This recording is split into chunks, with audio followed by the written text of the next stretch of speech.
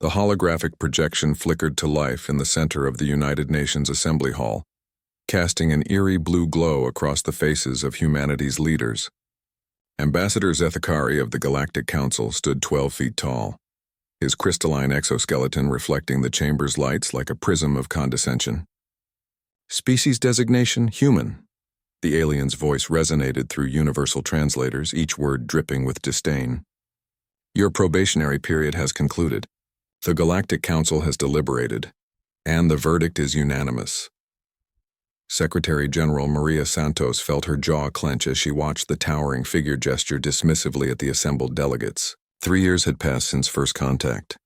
3 years of humanity desperately trying to prove their worth to a galaxy that had already decided their fate. Your species exhibits excessive aggression, territorial behavior, and an alarming propensity for violence, Zethkari continued. You have failed to demonstrate the evolutionary maturity required for galactic citizenship. Therefore, the Council hereby decrees that humanity shall submit to immediate subjugation under hegemony oversight. The alien's multifaceted eyes swept across the silent assembly. You have 72 standard hours to dismantle your military infrastructure, surrender your weapons, and prepare for pacification. Compliance is not optional. Resistance will result in orbital bombardment and species termination. As the hologram dissolved, leaving only the hum of ventilation systems, Santos slowly rose from her seat. The weight of 8 billion souls pressed upon her shoulders, but her voice remained steady. Delegates, she said, I believe it's time we showed the galaxy exactly why they should have feared us from the beginning. Admiral Chen Wei had been expecting the call. From his command center aboard the UES Defiance, humanity's first true warship, he watched Earth's blue marble rotate beneath him. The planet looked deceptively peaceful, but Chen knew better. For 3 years, while humanity had played the role of eager students seeking galactic acceptance, they had also been preparing for this moment. Admiral, came Santos's voice through the encrypted channel, the Council has made their intentions clear. Operation Rising Storm is authorized. Chen's weathered face cracked into a grim smile. Understood, Madam Secretary General. Initiating Phase 1. Across the solar system, hidden installations powered up.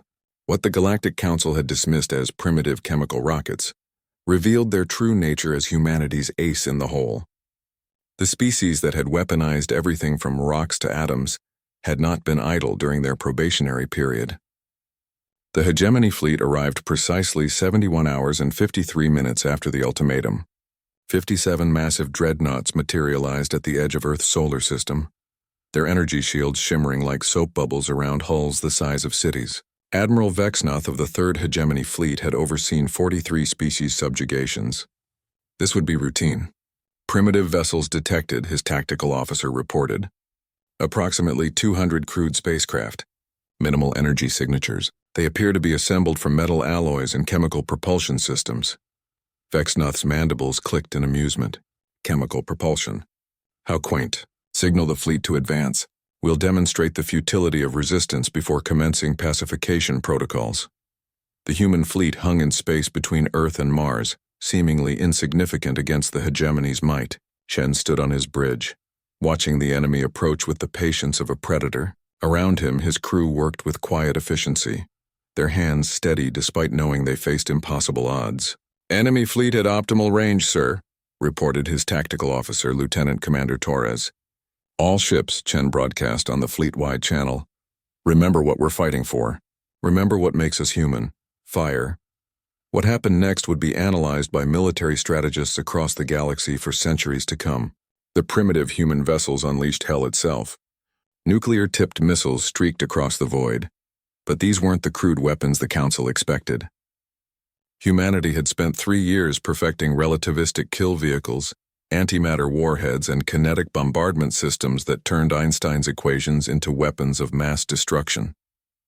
The lead hegemony dreadnought's shields flared and died under a concentrated barrage of antimatter torpedoes.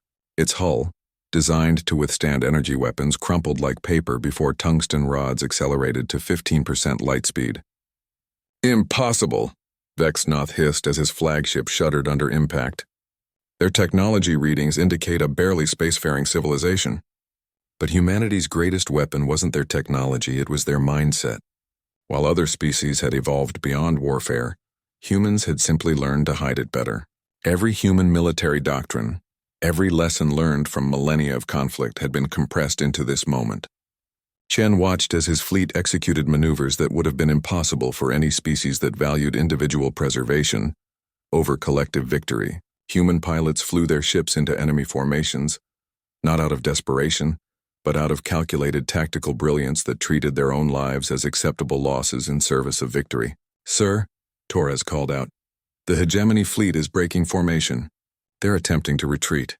"Negative," Chen replied coldly. "No survivors, no witnesses. Let the galaxy know what happens when they threaten Earth." The battle lasted 18 minutes. When the last hegemony vessel exploded in a brilliant cascade of vaporized metal and superheated plasma, the human fleet began their next phase. Hidden shipyards throughout the outer system revealed themselves, launching vessels that had been under construction since the day of first contact. Within 6 months, human fleets appeared simultaneously at 17 hegemony worlds, not to conquer but to deliver a message. The same message Zethkari had delivered to Earth, but with one crucial difference. Humanity meant it. Standing before the Galactic Council chambers, now in ruins after humanity's diplomatic visit, Santos addressed the assembled representatives of 47 species via quantum transmission. "The Council ordered Earth to kneel," she said, her voice carrying across light years to reach every civilized world in the galaxy. Instead, humanity rose armed to the teeth. "You taught us that the universe respects only strength. We are grateful for the lesson." Behind her, Earth's new flag flew in the artificial atmosphere of the Council station, a blue marble encircled by a ring of nuclear fire, with the simple motto, "Never again." The galaxy had wanted humanity to evolve beyond their violent nature. Instead, they had created something far more terrifying, a species that had learned to wage war with the cold precision of peace-loving diplomats and the unlimited creativity of beings who had spent their entire evolutionary history turning everything they touched into weapons. The age of human expansion had begun.